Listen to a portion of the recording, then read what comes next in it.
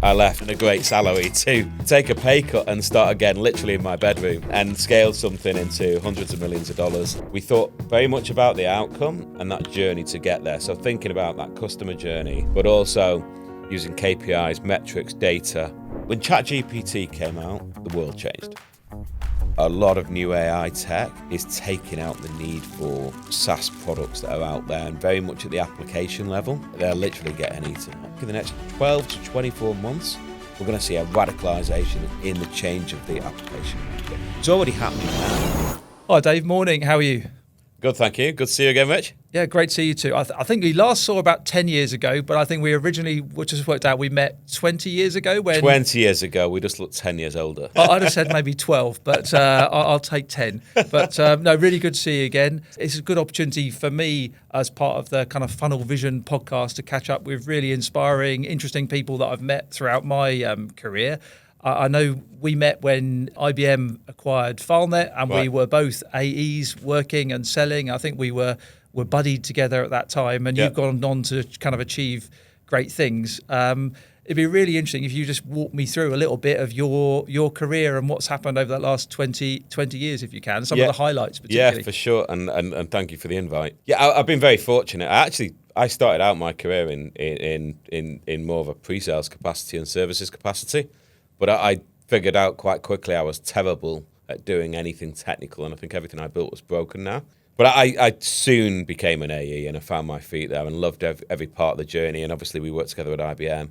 And then since leaving IBM, I found I was more fond of an early stage company. I don't think I was really fitted to a big machine. And so I started to gravitate to early stage companies. And then I almost found California, San Francisco startups, and that really excited me. And a big break in my career was definitely MuleSoft. I learned a ton there. I worked with some amazing leaders there. Greg Schott, Simon Parmet, to name a couple who helped me on my journey for sure. But I'd never seen anything scale that quick. We hired really fast, but the bar was so high, and I learned something new about hiring that I will never forget, and something I've employed into my investment life today. And then we saw MuleSoft scale quite rapidly. We built a framework around outcome-based selling, which was massively adopted. And actually, when Salesforce acquired MuleSoft, I believe some of those tenets actually still stood up in Salesforce and were adopted there. Well, then since then, I then moved literally to Databricks quite quickly afterward, which was very fortunate to connect with because I met A16Z, I met the founders of Databricks who were just astonishing, amazing leaders, but just not just leaders as in people who lead people, but their thought leadership. And which just completely blew me away. So I had the opportunity to then go and build EMEA again for Databricks in the same way I did for Mule. So I left a good few hundred people and a great salary to take a pay cut and start again literally in my bedroom and scale something into hundreds of millions of dollars and in ARR. And it was a beautiful thing and a great part of my journey. And watching Ali and what he did and the conviction he had and being part of that was just super ingrained in me for the rest of my life. It was brilliant.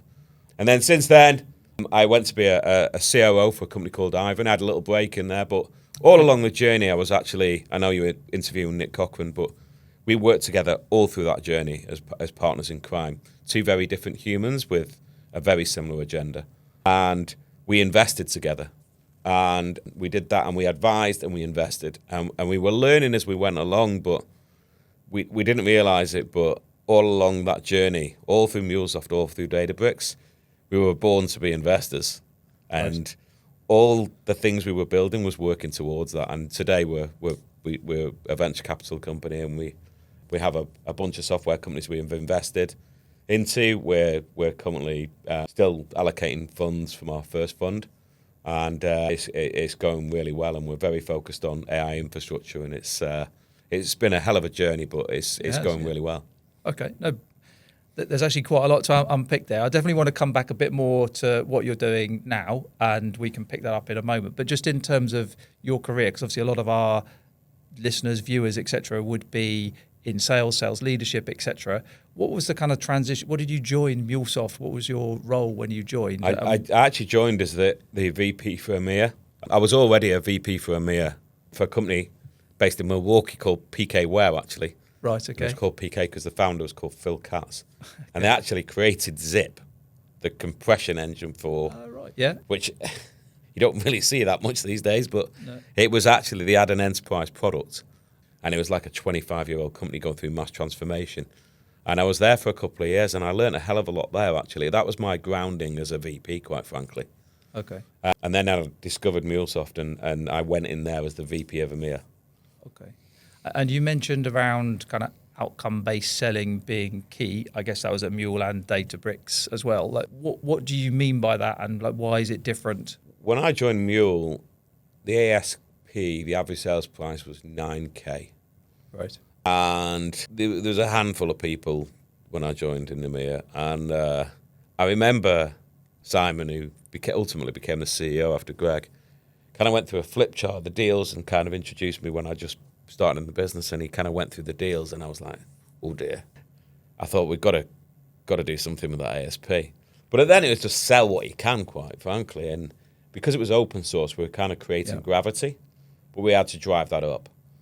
And we had a deal with a large FMCG company, or CPG company, and it was about just north of 30K, but we'd put a massive investment in both horsepower from people, but also the critical thinking and engagement we'd put into it. But we could see a multi-million-dollar outcome for MuleSoft, but also millions of dollars of outcomes for the customer. Yeah. So we thought about it different, and we led, rather than selling products, which then was very much a feature benefit era, which you and I were way in at IBM, right? And we thought very much about the outcome and that journey to get there. So thinking about that customer journey, but also using KPIs, metrics, data, which if you think about frameworks today, ID, Commander the Message, Challenger, they're all embedded in getting to the outcome and the value and the propensity to get there versus the risk and the negative consequences of not going there. And we were very early in our thought leadership around that. So we built a framework around it, and we did it around this one account, which became a multi-million-dollar account, which was hugely successful with millions of dollars of benefits.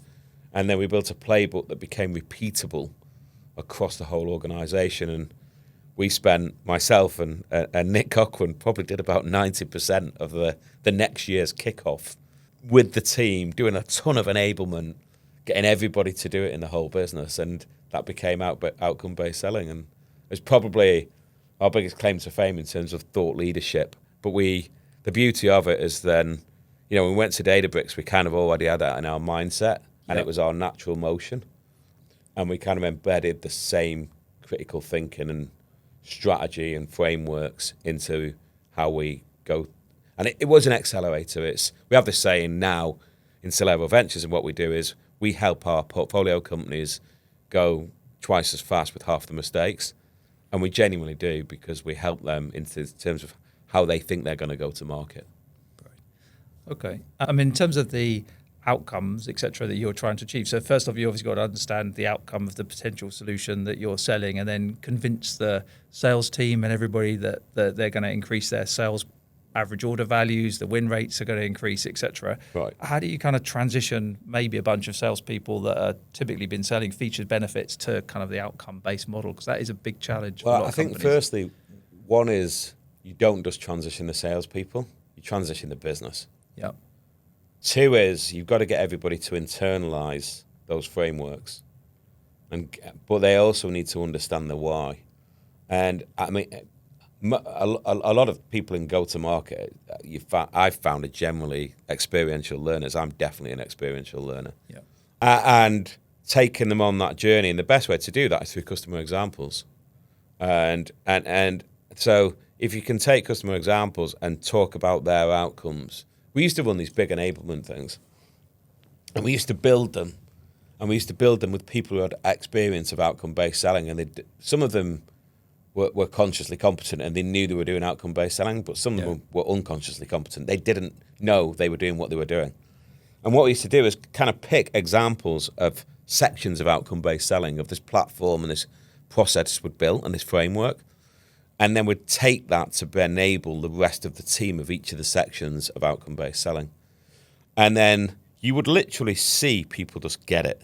Yeah. Now, the interesting dimension of that was where it started, people got it first. But the globe is a big place, and there's a lot of countries. And we found that each individual country, or each domain, if you like, Northern Europe, Southern Europe, Central Europe, and then going down to Germany, France, Sweden, they all had to get their one big lighthouse they could talk about. Yeah. I mean, talking about JP Morgan in the UK. Yeah. It's got to be relevant. Talking about JP Morgan in Sweden. Yeah. But so you had to then take an opportunity and define how they could be successful with that process and framework, leading to the outcome that customer's trying to achieve. And then the other thing we did was all around deal reviews. And that was split into two things. There's opportunity reviews and there was account reviews. And the opportunity reviews were really biased towards the outcome. Mm-hmm. And I actually made a mistake then. I said deal reviews, right? It was actually opportunity reviews because what is the outcome? And opportunity reviews are a continuum. They're not a one and done because the customer outcome, the customer journey is constantly in this evolution. Yeah. So we ran these things on a regular basis, and I'll tell you now, the most successful AEs, most successful sales teams, account teams in the business, in both Databricks and Mule, were led by the guy or girl who asked for those reviews. Yeah. And the ones who were like defensive, who didn't want those reviews, were generally not as successful. And it wasn't nothing I did or nothing the leadership team did. It's because you got a bunch of smart people in the room doing the critical thinking before they engaged. Yeah. It's like you get up in the morning, you work out where you're going to go, what you're going to do, why you're going to do it. It's exactly the same thing. Yeah. I mean, you need people that are curious, that need help, and they know they're not going to do it on their own. And I've definitely mirrored and seen the similar principle. Just one of the things you said before about hiring, and you got a template for hiring that you kind of learned along the way. I guess obviously with this, outcome-based selling, the need for people to be willing to learn and to listen and develop. What are the kind of the core tenets for hiring? So I definitely was indoctored on hiring by Greg Schott at MuleSoft. At first, I almost refused to be as difficult as he was about hiring. And he said to me, I remember him saying to me this, I goes, I'm going to interview the first 500. And I kind of took that philosophy myself after that. And I interviewed probably the first 500 I hired at Mule, and then the first 500 I hired at Databricks. And the reason why is because the level always had to go one step higher. We had this concept of bar raisers, and we'd pull people in an interview process who were outside their field of specialism, but were very good at looking for data points and interviewing people. And there were some core tenets we looked at. So to answer your question, the centre for our hiring process at Mule was very much around track record, which is actually quite easy to do with salespeople. Mm-hmm.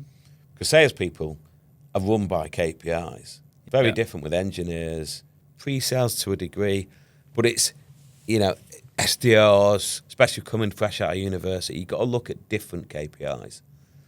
The second thing, and I actually think this is more important, is EQ, IQ. And you mentioned before curiosity. Yeah. Like the best interviews I ever had were the people who interviewed me. Yeah. Like they would dig deeper and deeper, and they've got that natural curiosity. Being coachable is huge for us. And it's kind of interesting. We built a DD framework for the way we invest now. And due diligence frameworks when you're investing are all very similar. Like there are a list of things and checkboxes, and most VCs use something pretty much the same. In fact, I think most of them share them. We've actually added more complexity to it around hiring, and it's how you think about, would you hire this person? Yeah. Would you work for this person? And a huge part of that is being coachable, because there's a couple of things. One is attitude. We used to call attitude, do what it takes at Mule. But you can't coach that. So that's got to be in the human's DNA. If they ain't got that, you don't hire them, full stop, because you can't coach that. But you can coach skills. You can coach behaviors. You can coach people to think critically. And you can find folks who aren't coachable, and if they ain't coachable, then you really can't hire them. And we've taken that all through our journey in terms of Mule, Databricks, and now Saliva Ventures when we make an investment, because it's critical to get folks who want to do the critical thinking, have got that curiosity to learn, but also they actually ask for that coaching because they want to move to the next level. If they can learn to do something twice as fast in half the time and more, then they'll go the extra mile to do it. And that's the individuals we were looking for. Brilliant. And of the 500, how many do you hire, do you think? Oh, no, so that's the ones we hired. We probably interviewed, for some hires, like for some leadership hires, I remember interviewing 20, 30 people for some of the leadership hires. Right. For account execs and pre-sales and SDRs, it was probably more like 1 in 3, 1 in 4.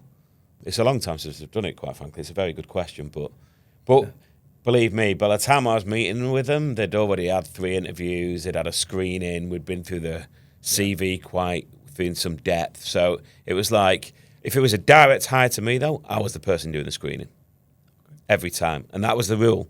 If you were the hiring manager, you're the first on the table. Because at the end of the day, an interview is a two-way thing. That person's going on a journey as well. And if you find someone amazing, they've got to have an amazing experience from the start. Because guess what? Amazing people, everybody wants them. Yeah. You're competing with somebody else. And you've got to think all the time that somebody else might be 10x better. And that's got to be in your mindset, because you're not just selling, you're taking them on a journey. As much as you're trying to interrogate and find amazing qualities that are going to map to what you want to achieve in your business, you've got to take them on a journey too. Yeah. Okay. And just in terms of your own journey, tell us a bit about Celero and the investment business or VC business that you founded. What's unique about it? Yeah, so there's a few core tenets which we stand upon. The biggest one is very related to what we're discussing today. Yeah. Obviously, myself, from a go-to-market background, I spent 20-odd years of my career in a sales motion and hired lots of people, scaled lots of businesses, and had an amazing journey. And then my business partner, Nick Cochran, who I had the pleasure of working with for 12 years, and I hope he says the same, actually. But we learned so much together. But we realised that we'd actually, we're coming to the end of that operational journey, but we were walking away with probably the best gift we could have ever had. And not utilising that gift, not employing that gift and kind of handing it out again. Yeah. I sound like Santa Claus here, but like not giving that out again would have been criminal, because we built the best network on the planet in terms of tech, for like the best technical specialists, the best thought leadership in AI, the most comprehensive capabilities around go-to-market. Yeah. We'd learned all these frameworks and best practices, and then we're like, if we invest against VCs today, generally come from MBA finance background, particularly in the European market, it's a very low single-digit percentage of VCs in Europe come from a operational founder background. Yeah. And we believe with our thesis we focused on, which is basically around AI infrastructure, we call it picks and shovels, but that AI infrastructure, we don't believe there's really any folks out there with our background that can do what we do and have got the level of experience we have. So I believe we're quite unique. Yeah. So then you take that to the next level and you talk to investors, and then you talk to portfolio companies. And we realized quite quickly when we started talking to portfolio companies that we were kind of doing due diligence, and our due diligence has just got more comprehensive over time, like really comprehensive now. We've got strict processes and methodologies we apply. We've learned a lot in the industry. But we realized when we met a founder, the founder started asking us questions when we were doing our DD. And the reason they started asking us questions is because they wanted our counsel. And our counsel was guiding them a way to get successful, a way to get their customers to achieve their outcomes. And we quickly went into this motion of, we've built something called the Celero Academy, which is taking all the best practices and frameworks that we can help our founders leverage and use to make them more successful. And that is huge for us. And that's our biggest differentiator, quite frankly. Okay. Yeah, and I can imagine that's having met and spoken with quite a few VCs over the years, that's a very powerful differentiator, isn't it, in terms of that go-to-market strategy and approach. I guess, are you looking for, you mentioned the vertical sector in terms of the picks and shovels, AI infrastructure, etc. Are you looking for particular types of company structure, company ownership, etc.? There's three legs to the stool, and so firstly is the thesis. The thesis is quite narrow, and it's what we know. I mean, 2017 is when I joined Databricks, so I got to see a lot of machine learning-based, AI-driven use cases that were, and you could see patterns of where the highest adoption was. So that gave us a grounding to where we should be thinking about investing. That's the first thing. We also saw the infrastructure and the tools and the technology that was required to make AI work. We could also see what the gaps were as well, which was really cool. So we've really focused on three areas, and one is around optimization. Yeah. And whether that's power saving, whether that's cost efficiency, whether that's an accelerator, that's a big focus for us. So it's all AI infrastructure software. Secondly is we're really trying to see where we can accelerate companies through adoption. And one thing we realized quite quickly is we invested in a technology that allows you to optimize the way that model training is done without buying expensive chips, AI chips. Yeah. And we realized quite quickly that actually that company doesn't need to hire a load of people. They'll be able to do OEMs with their software with chip manufacturers, hyperscalers, maybe the model makers. They'll be selling to enterprise companies. They'll hire salespeople, but I don't think they'll have to hire a ton of them. And the realization is because the AI software layer is unlocking all the capability in a hardware layer that's already heavily adopted. Yeah. So we like that combination where software is overlaying hardware that's got mass adoption already. And then the third thing is really about driving mass efficiencies, which would have been workflow a long time ago, but we see robotics and automation being driven by AI. And that's driving mass efficiency gains, accelerating time to market. And that's not just supply chain, manual processes that can be inherently quicker. We had a business we invested in, and I think in the first year they grew 30x. And they grew 30x because their business model was very simple.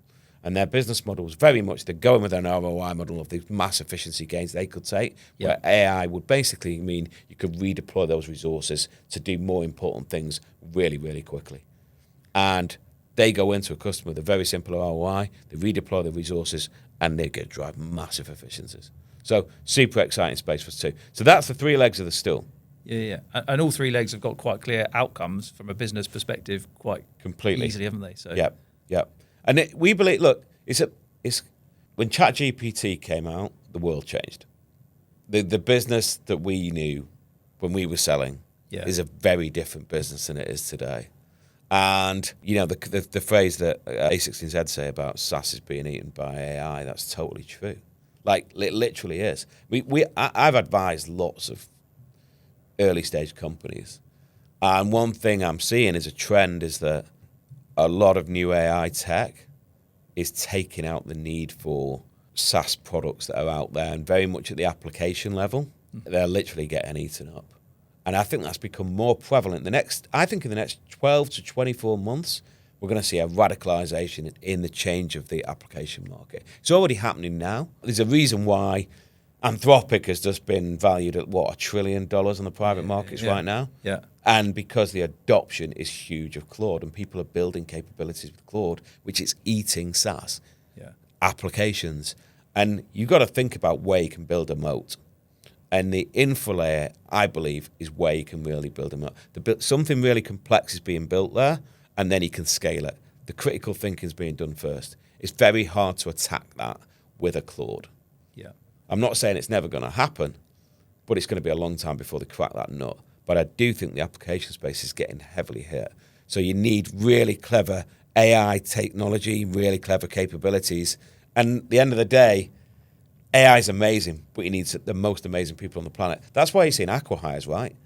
People buying companies for $1 billion to get one person. We saw that recently, right? And it's nuts because these people have got brains the size of planets, and they can just do more with agentic AI and technology than you could hiring 1,000 people. There's a lot there in what you just discussed. I mean, I think from our perspective, we talk a bit about AI and the impact on sales, particularly around the death of certain applications potentially, and I think making salesperson's life easier with things like call recording and what really happened in the meeting, etc. But where do you see the biggest impact in sales with the introduction of AI? And I remember AEs used to come to me and say, my pipeline's really low and I keep doing call out Wednesday. I was like, well, every day's call out Wednesday then. Okay. But now, every day's call out Wednesday. But with AI tech now, it's not just, you can make best practices and enablement a lot smoother, a lot more succinct with chat agents and capabilities around coaching. There's some really clever tooling out there that you can use to accelerate that learning capability. Because reality is, ramping AEs is huge. When you're looking at productivity metrics and you're running a big machine and trying to scale it, you want to do that thing as fast as you can. So if you can use an AI to help enablement in that process, it's really, really cool. And using different playback scenarios and using different technologies to do that is really powerful. The other part of that is efficiency in terms of campaign management, tooling around that. It was all very process-driven before, but like having a systematic way through learning and using AI to do that really empowers the AE. So it's almost like they've got a team with an AI now, and I think it's really cool. And also, reality is productivity is way higher because you can use tooling with less people. Yeah. And it doesn't mean you're necessarily hiring less people, you're just using people in a different way. And guess where people are best spent? Are they best making cold calls in an office? Or are they actually in front of the customer, taking them on a journey, showing them success, showing them how they're going to get to their outcomes? Yeah, totally understood. And in terms of some of the specifics there, in terms of the campaigns and so on that you talked about, in terms of, is that looking for usage telemetry in terms of product usage, how people are using the products, how other customers and similar ICP are using products and using that to kind of feed and help the salespeople on that journey? So I think that the telemetry around utilization is really powerful from a data standpoint, but I also believe from a coaching standpoint, enablement standpoint, learning, playbacks. Because the biggest thing I think about sales is not about the selling bit. It's about the discovery bit. Yeah. So we talked all about hiring before and that curiosity. But I think with anything with curiosity, people have a natural curiosity, which I love. Like, I'm naturally curious. I kind of want to unpick things, and I really find that interesting. Yeah. But at the same time, you need to kind of guide that curiosity. And I think some of the AI coaching tools really help with that in terms of everybody remembers the first sales call. And you do a first sales call at a new company, it's like your first sales call at the new company you did 10 years ago. Yeah. Because you don't know the product, you don't know the questions, you don't know the behaviors, you don't know how to respond in most scenarios. Even though you've done the 1 week boot camp, you're no expert. Yeah. And that's why ramping to productivity takes a lot of time. So some of those tools that help you do that, listen, learn, and basically, if you think about challenges, teach, tailor, take control, AI really helps that accelerate now. So it's not just about driving leads, building pipeline, and some of the telemetry you can learn about product usage and metrics, but it's all those capabilities around coaching as well. Yeah. And you mentioned about productivity. I mean, do you see, I think naturally some sales jobs are going to be lost with AI and technology adoption. Where do you see that? I mean, I'd probably see that the order taking, the lower end of sales, the lower performing aspects. But what do you think? Look, I don't think. I don't know if you've ever seen the actual the Alan Partridge or Steve Coogan thing. I do like Alan Partridge. To be the death fair, of a salesman. Do you see that? It's a ridiculous spoof about a salesperson drives a Ford Probe. If you remember what those cars are, but I don't think there is the death of the salesperson. I think the salesperson will continue to exist because the reality is the customer experience deserves interaction. But the reality is those roles and responsibilities will drastically change. Yeah. And, those low automation tasks will become more process driven and AI driven. But as AI is getting more intelligent, we can take a lot of those things out of the equation. And reality is, the customer doesn't want to be doing a lot of that more mundane tasks. If you can automate that through AI, why not? Like, the customer wants efficiency too. Yeah. Okay. No, fantastic. I probably need to draw things to a bit of a close now, Dave. It's been really fantastic listening to you in terms of your journey. I've just got a couple of last questions, if I may. So you've made a huge transition from kind of a sales leader to running a VC company yourself. Like, what's been the biggest challenge to do that? Because that is a big... We've probably got about, 100 iterations of our first deck for our first fund. We're actually working on a bunch of stuff for our second fund in the background as well. But when we started out, I'll tell you a little story. I went to do my first pitch of Saliva Ventures and our first fund at a lunch with probably one of the top 50 wealthiest families in the world. Right, okay. And I thought I knew everything about VC because I'd worked with VCs all my career. Sat the other side of the table. And I met with the head of the family office. And I remember because he had like pea soup. Okay. And I nearly spat it out when he asked all these questions. He may as well have been speaking Swahili. I did not get the language. My positioning was terrible. And I died and crumbled inside in positioning Saliva on what we did. And I went back to Nick and said, we've got to change the deck. We've got to change the positioning. And we also need to learn all this stuff. And we did. And it's a very different business in a very similar thing we know. When we internalized it from what we'd learned in our software careers, there's a lot of assimiles. There's a different vernacular, but there's a lot of assimiles. And then one of the things we did was take what we know and really make that inherent in the framework of how we invest and what we invest in, and our portfolio companies to get them successful. And that is the biggest learning. It's took what we really know. But then the other stuff we didn't know, we weren't fund managers. Yeah. We'd never built a fund, we never ran a fund, we were never analysts. And I will happily say Nick is more of an analyst than I'll ever be. But we had to go learn that stuff. And the way we learned that is we found people who knew how to do it. We found people who were going to coach us. We had the curiosity to go and learn how to do it. And we learned by our mistakes, and we learned fast as well. But we worked hard at doing that. And, I think we were probably a year in, and it was actually the first close of our first raise, because we invested a lot of our capital of our own to start with. And I remember calling Nick after the first close, and I said, we can now call ourselves VCs. Okay. Until that point, we were angel investors. And we had to learn. But that was about tenacity, drive, and just curiosity, but also finding great people who were going to help us on the journey. Okay. And it also reverts back to that kind of experience-based learning that you highlighted before being... 100%. But, we were very blessed in having an amazing ecosystem, some great coaches in our network, and we brought in advisors. We brought in great people who could help us on that journey. Yeah. And do you have a single favourite deal of all time? I mean, it could be that one, but it may have been something from that you sold directly or something from your career. From a selling perspective, yeah, it was a large 4-letter bank, and we started working on it. And I think the first land took 2 and a bit years, but it was about 300K. It'd be very different now. I mean, we've always worked in a land and expand motion, but it became a multi-million-dollar deal. I think the first deal was about 7 million. The second deal was about 37 million.